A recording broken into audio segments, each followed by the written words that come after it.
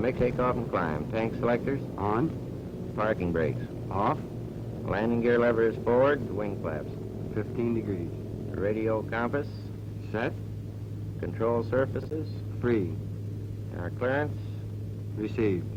We're cleared for takeoff.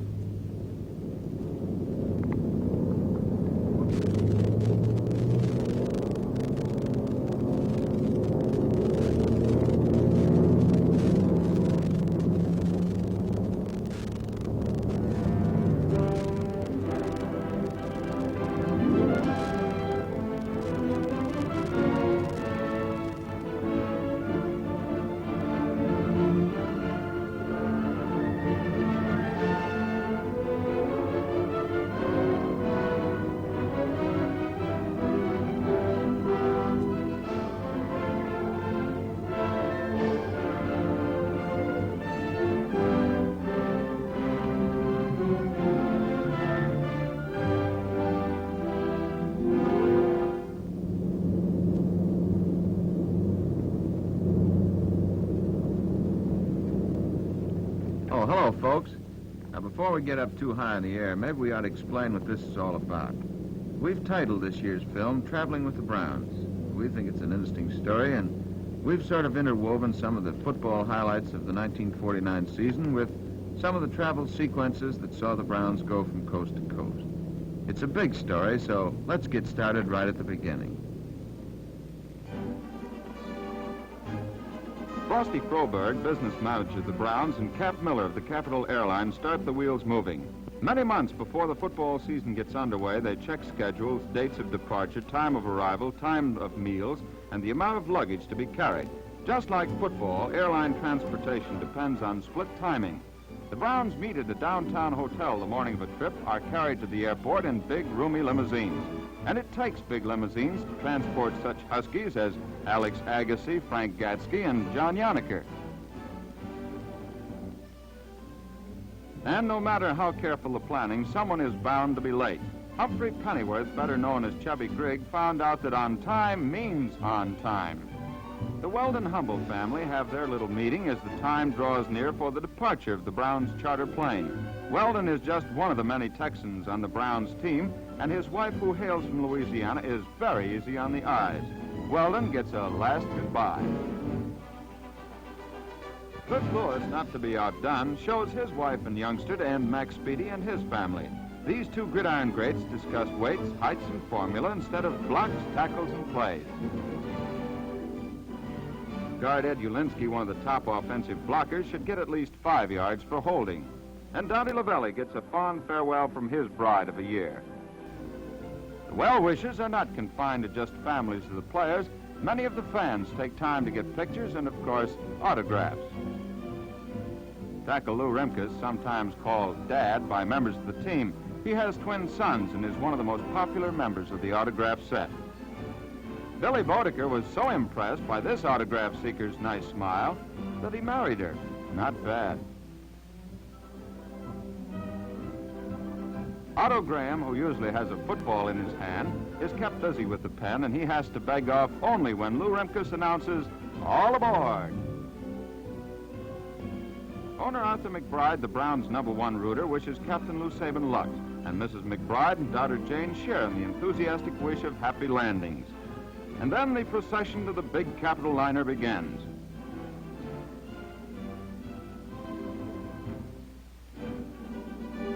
Frosty Froberg checks to make sure that everybody is present and accounted for.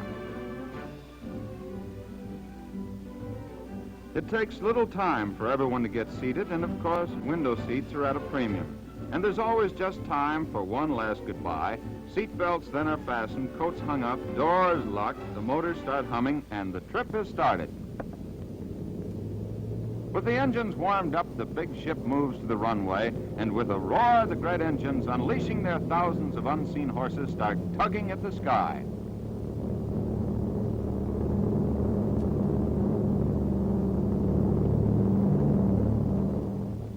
It's only a matter of seconds. The plane lifts and the majestic liner floats along as it heads for California, some 2,000 miles away. As soon as the plane is airborne, one of the hostesses comes out, announces the flight plan, what's for lunch, and, well, let's hear what she does have to say. Welcome aboard, Cleveland Browns. Your crew today are Captain Miskett, Mr. Eckelbarger, Miss Hughes, and Miss Moss. We'll fly at 10,000 feet with a speed of 230 miles an hour, and we'll land at Denver. I know we'll have a nice trip. With the giant propellers eating up the miles, it's about time for the knife and fork league.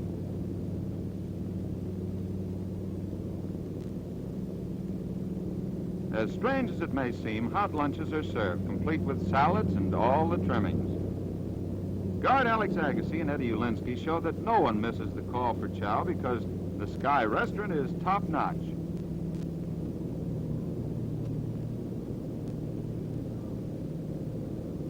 Yes, and even Humphrey Pennyworth goes in for a slight appetizer. Of course, this was just a tune-up for Chubb, who usually takes the courses quite in stride.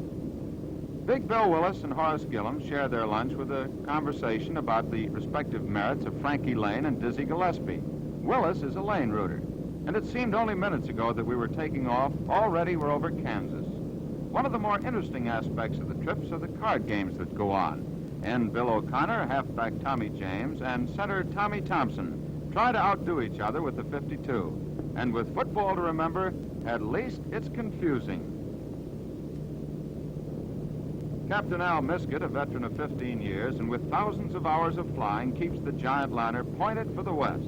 In still another card game, tackle Darrell Palmer, halfback Dub Jones, and tackle Joe Spencer explore the problems of canasta. Weldon Humble, the bronco-busting Westerner, is like the mailman who takes his day off with a walk. Hum loves those rootin', tootin', shoot-'em-up Wild West stories. Captain Lou Saban, making his fourth trip and who married one of the airline hostesses, points out some of the geographic highlights to Darrell Palmer. The mountains below, some 13,000 feet, indicate that we're getting close to Denver, the first stop. But there's no discomfort because the large, spacious ship does not confine anyone. Denver comes into sight and the pilots prepare to land. The big ship floats into the runway, the wheels touch, and the Browns are back on the ground. The Denver Air Terminal, one of the busiest ports in the United States, was in a stage of repair. Standing in front of the terminal are Dub Jones, Ara Parsegian, Horace Gillum, and Bill Willis, and they look out at the scenic wonders of Colorado.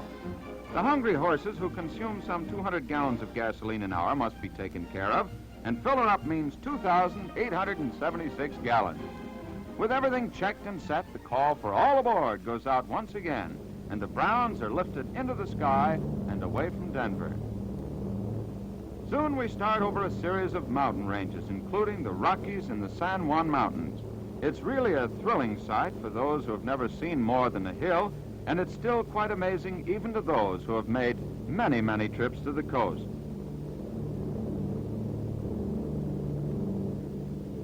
The soft humming song of the motors is like a lullaby to Chubby Grigg, who dreams of steaks, chops, and apple pie.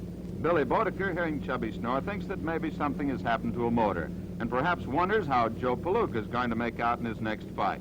And even as Chubby sleeps, the miles continue to slip away. Captain Al Miskett checks with the radio tower in Los Angeles, getting his instructions on the remaining few miles of the trip.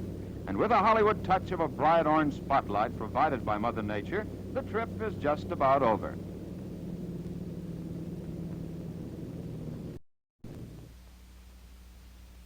The beautiful palm trees are a signpost leaving no doubt that this is California, and of course Pasadena, a city about 20 miles from Los Angeles. The Browns stay here for many reasons. One, the closeness of a practice field, and the hospitality and conveniences that are afforded. Russ Gessner, the publicity director of the Browns, holds a press conference out on the lawn. Attending are Bob Yonkers of the Press, Harold Sauerbrei, the Plain Dealer, Hal Leibowitz of the News, and Fritz Howell of the Associated Press. Russ always has the answers. With the players enjoying a day off from practice, many took a sort of sightseeing tour. Others slept, and others, well, went to movies, or some others, like Humphrey, just ate.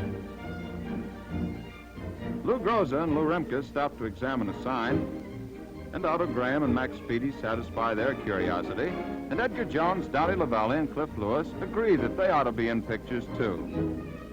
The Browns head for one of the sound stages, hoping to get a glimpse at some star. And are met by a native Clevelander, now a star of the screen, Dorothy Hart. Dorothy is really a football fan. She hails from Shaker Heights. She checks on how Lavelli catches passes, exchanges musical ideas with Otto. Mac Speedy, who has lots of courage in a football game, fails in the clutch. Oh, go ahead, Mac. Kiss her. The next day, it's back to practice, and the scene of the workout is Brookside Park, which is in the shadow of the Rose Bowl. Al Leibowitz of the News and Fritz Howell of the Associated Press, with yours truly and Bob Yonkers of the Press, along with Tim Salmons and Harold Sauerbrei, the plain dealer, compare this year's club with last year's squad. Bob Yonkers, trying to capture the little black sheep idea for his home movies, gets caught in the act. The Browns are traveling again on their way to the airport for the trip to San Francisco. One of the big jobs is the transportation of the equipment. Trainer Wally Bach and assistant Maury Kono are faced with the rather dull task of getting all the gear shipped to the airport. Each player has a canvas bag for his equipment, and thus there's no confusion like Cliff Lewis getting Chubby Griggs' pants or Chubby getting Warren Lars' jerseys. The Browns were victorious in their game with the Dons, which was played at night. While the players are speeding to the airport, Captain Al Miskett takes his time in checking the refueling of the plane. Each detail is meticulously checked. Paul Roach of the airline starts the flow of personal baggage to the stowing department, which is in itself a big job. But with the aid of a mechanical loader, it's a cinch. At least it's easier, and the big ship accommodates all the luggage of the Browns. Yes, even the windows are clean, for the players will be just like any other traveler, anxious to get a clear view of the beautiful scenery below. Soon the players are once again cloud-bound and on their way over the mountains to San Francisco.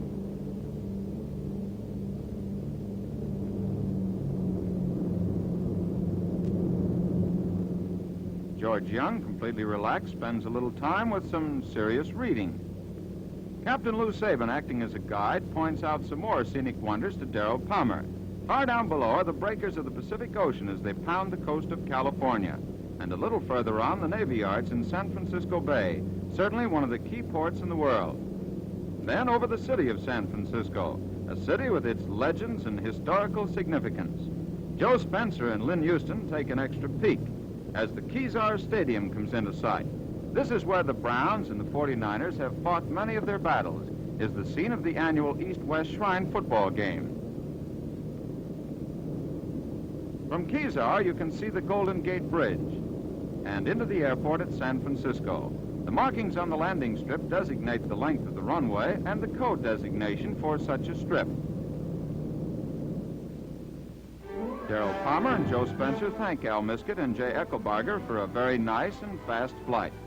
Certainly San Francisco, with its Nob Hill, cable cars, Fisherman's Wharf, and the Golden Gate, is an awe-inspiring sight.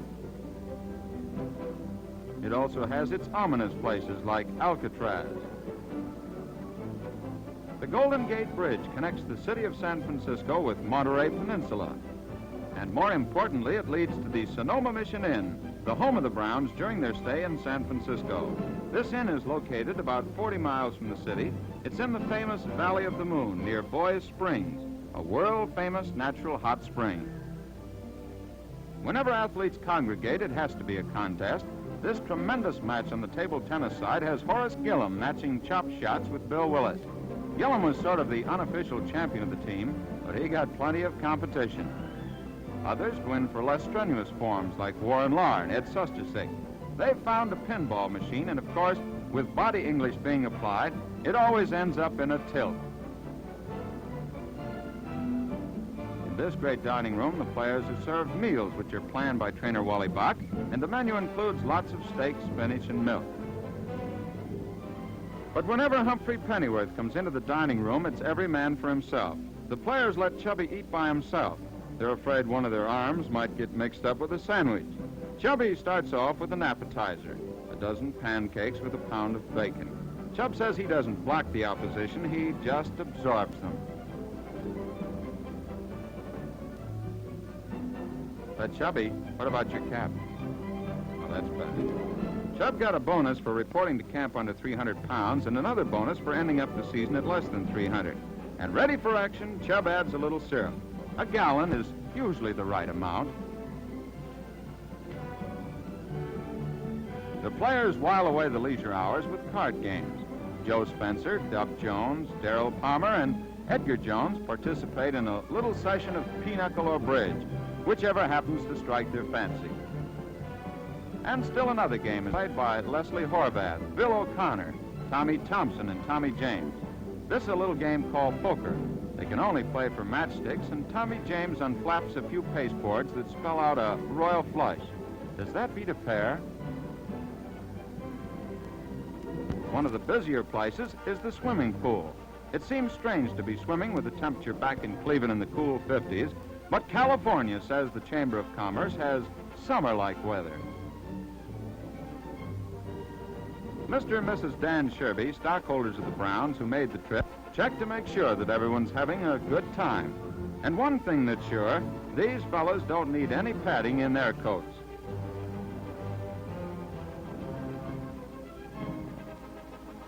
Lou Rimkus is the object of a little game called 1, 2, 3, and in you go.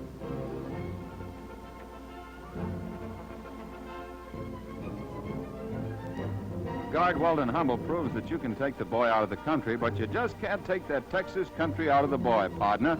Give this man a horse he can ride and watch him go. Bob Gaudio, whose equestrian experience has been confined to a rocking horse when he was a boy, tries to prove that he too can ride. Now, I don't recall that being the recommended way to mount, but let's see. That old teamwork is shown by Edgar Jones, who brings out a chair. And with Gaudio aboard, they head for the hills.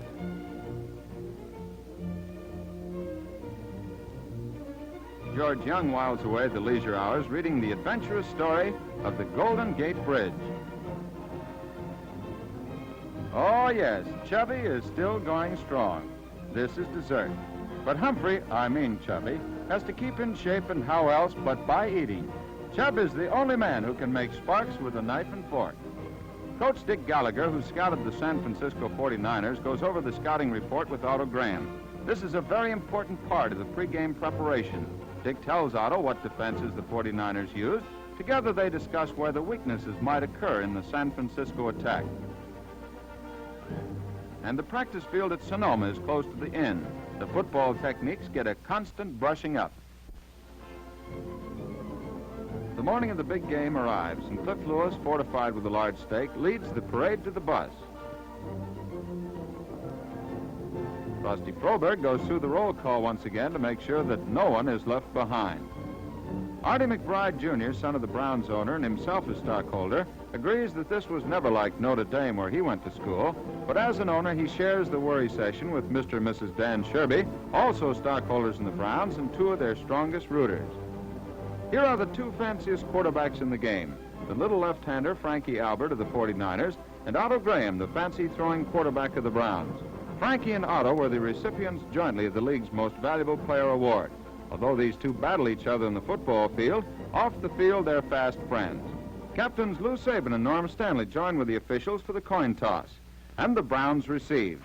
Motley returned the kickoff to the 15. The 49ers gave early notice of their fierce desire to win this one by speeding down and making the tackle sure. With Graham fading back into the pocket to throw, it looked like the aerial weapon of the Browns was again going to trample the San Francisco club. However, Eddie Carr stole the ball from Edgar Jones to give the 49ers their first break in the game. The strange sequence of events continues. Joe Perry, the 49ers' great fullback, tries through the line. He's met by Weldon Humble, and Perry retreats. Tosses the hot potato to Alberts, who's surprised but who recovers quickly, and almost completes a pass to Cason for a score. However, this was no fluke, but a well-executed play. Albert calls for a flare pass to the right halfback, Strykowski, who gets the ball easily and ducks into the end zone for the first score of the game. Little Joe Vetrano, whose little toe accounted for some 104 consecutive points, blasts one through to make the score 7-0 for the 49ers in the first 6 minutes of the game. With the left halfback, Carr, in motion opposite, the 49ers completed a pass play that bordered on the fantastic. Joe Perry, with a ballet leap and a brilliant one-finger catch, snagged the ball for the second San Francisco score. And the West Coast fans who have seen some amazing football in the past 4 years played between these two grade 11s stand and cheer now as their team threatens to give the Browns quite a shellacking. Here's a fake trap play that fooled even our cameraman. No, number 83 does not have the ball. Alberts really turned on the razzle-dazzle as he faded, tossed a pass complete to end Alan Beals that put the 49ers in less than 10 minutes ahead by 3 touchdowns. The Browns rally their forces, decide this is enough, but the determined 49ers, eager for a victory, streak down the field and stop Bodecker before he can get away. With Bodecker in motion to the right, Graham fades back once again into the pocket, and with his back to his own goal line, throws one intended for Bodecker. Bill leaps in the air to steal the ball away from the 2 San Francisco defenders.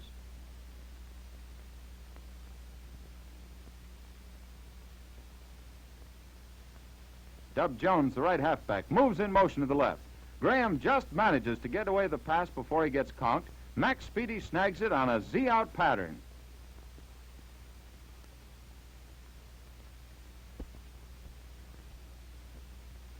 Billy Bodecker in motion, and with good protection this time, Otto connects on a Z-in deep play to Max Speedy. And Max scoots into the end zone, putting the Browns back into the game, although they trail 21-7. Teamwork breaks up this San Francisco play. Left tackle Darrell Palmer, number 42, rushes Albert, who has to hurry his pass. It's wobbly, and Alex Agassi gathers it in. Bill Willis makes a great block, and Agassi moves the ball down to the San Francisco 23 and in a position for the Browns to score. There's humor even in despair. This fumble by Lahr is like the bouncing ball. Watch it go. Tony Adamle finally wraps it up. The end of the quarter interrupts the Browns' plans, but only for a second. Trailing 21-7, Dub Jones moved in motion. Graham faded back, and with good protection connected with Donnie Lavelli,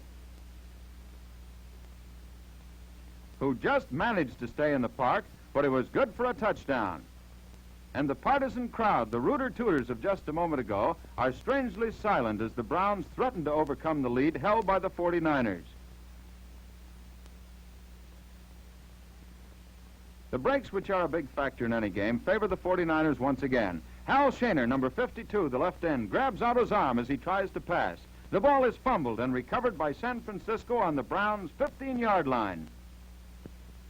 Frankie Albert demonstrates once again his cunning and his ability as a great ball handler as he fakes a pitch out, looks for a receiver. He passes to Alan Beals, giving the San Francisco fans a chance to exercise their vocal cords and show their happiness as San Francisco scores again. Joe Vitrano just couldn't miss, and the 49ers take a 2-touchdown lead in the game. The Browns, stung by this change of events, go to the air once again. Edgar Jones goes in motion. Otto, throwing from his usual position, tosses a 25-yard pass to Dub Jones. The Dubber turns on the speed, and he goes 45 yards before he's caught and pulled out of bounds by Eddie Carr.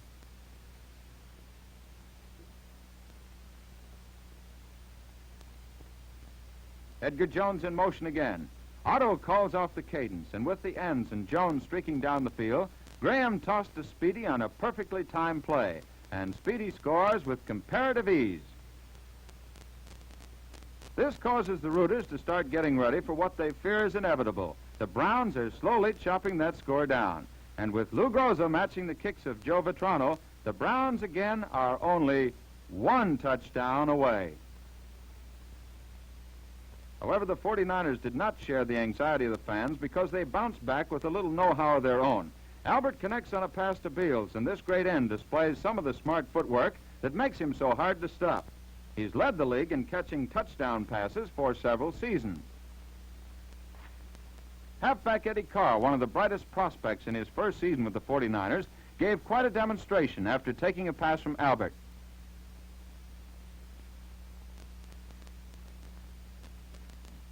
The Browns finally did push him out of bounds. Albert combines good faking, running ability, and passing as he fools the Browns with a fake bootleg and passes to Nick Susoff to make it 35-21. Vetrano's successful conversions were almost an ominous sign that this was to be the day for San Francisco, their first such day for almost 2 years. And there was something in the confident way that the 49ers left the field that left little doubt about the final outcome. The 49ers got the second half off with a mighty start. Joe Perry, the Compton Junior College wizard, legged the opening kickoff all the way to the 50 and fulfilled all the press clippings that the Browns had read about him. Bullet Joe, they call him, and they were so right. This is another gentle reminder of Mr. Perry's ability in an off-tackle smash. The 190-pounder displays the driving force of a great running halfback. Yes, it was quite a day for the 49ers, their second victory over the Browns in 4 years of football, and their first win before a home crowd. After the game, the Browns are off again to the airport. The plane is ready, loaded, and up we go. It seems like only seconds have passed. Once again, we've left San Francisco far behind us. In the comfort of the big plane, the Browns rest their weary bones and talk over the football game which they lost.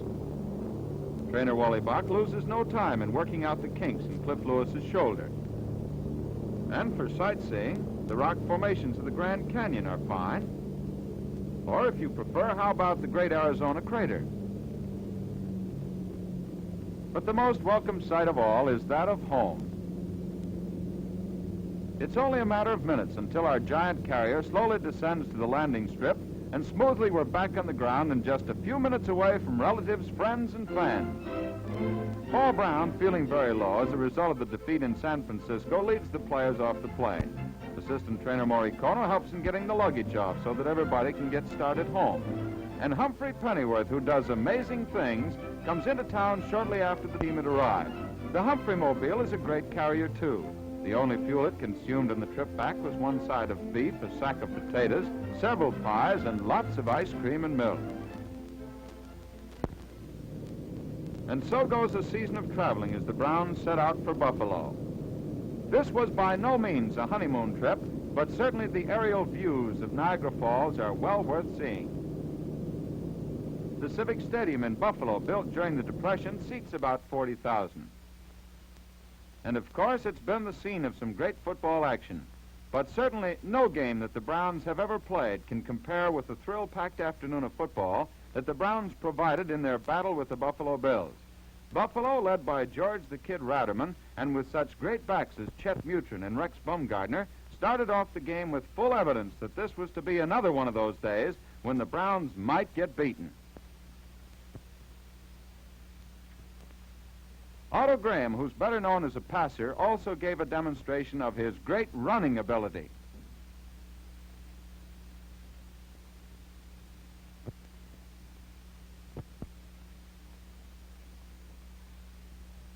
With the Browns in possession of the ball with less than 2 minutes remaining, Graham hits Edgar Jones with a pass, and special delivery carries into the end zone to put the Browns 1 point away from a tie.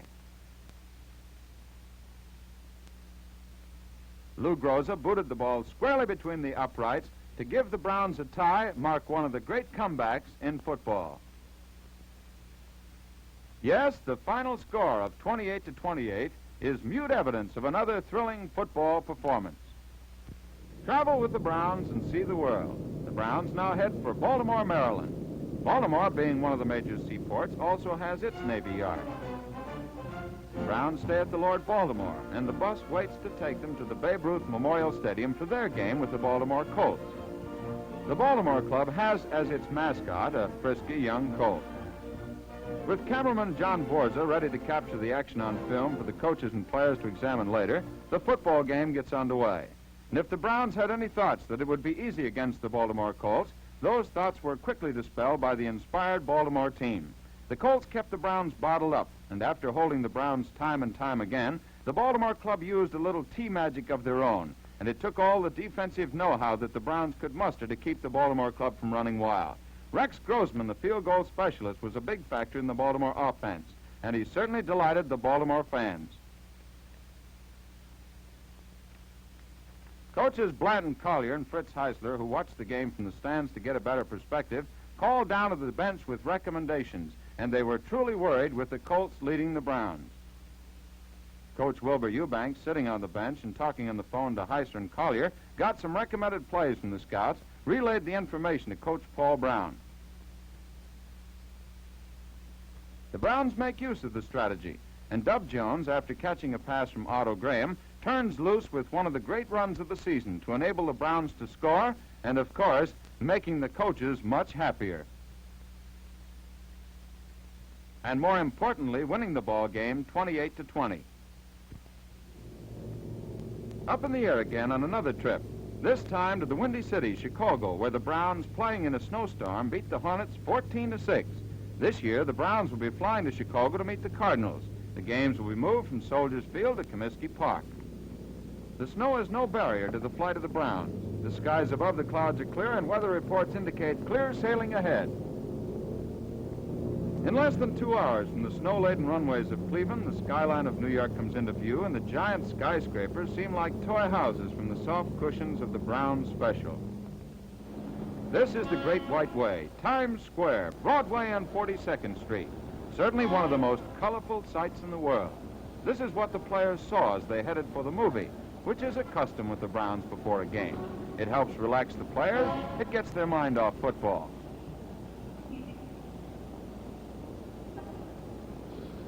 By 10:30, the players of McBride University are checked into their beds for the night. And they dream, oh yes, they dream about football.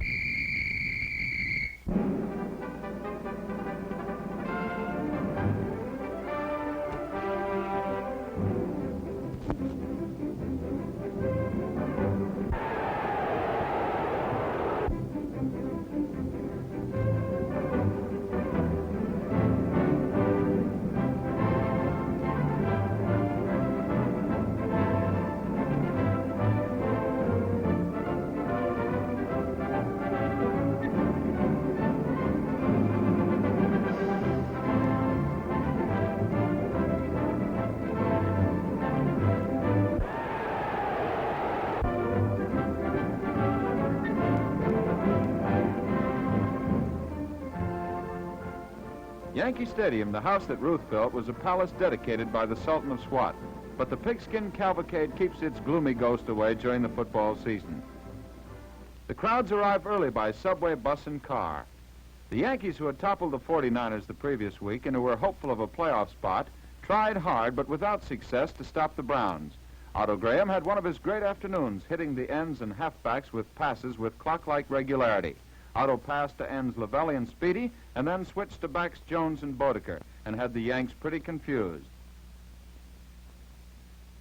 To add to the balanced attack of the Browns, Marion Motley had quite an afternoon busting through the tremendous Yankee line. Bill Bodeker completed the rout of the New York club with a catch and fancy fake that enabled him to leap into the end zone with the final touchdown of the game. Lou Groza, with a field goal and 4 conversions, aided in the one-sided score. The crowd was shocked as they read the bad news, which saw the Browns trample the Yankees 31-0. The Browns are off again on their way to Cleveland, awaiting another season of the greatest show in football. And with the challenge of a new and greater league, the Browns have started preparing for the new season, which will find the 4-time champions battling the Philadelphia Eagles, the New York Giants, the Green Bay Packers, the Chicago Bears, the Los Angeles Rams, and all of the other great 11 who have shown time and time again that the autumn cavalcade of sports is both colorful and exciting.